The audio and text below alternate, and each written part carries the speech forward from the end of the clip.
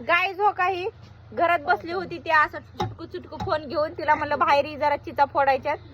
तर आता hi guys म्हणते आहे का टावेल घेऊन पण. चला चिचा फोडाय बसा चला लवकर फुटायला मग.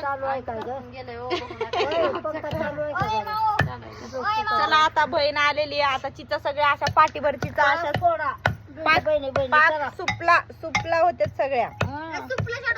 हा मग आता सुपडा साप सुपडा साप सगळं काठी होतच नाही ते आता. चला बसा लवकर चिचा फोडायला. सरका सरक माव सरक तू आता आता तू सरक आता. चला लवकर बसा गाईज.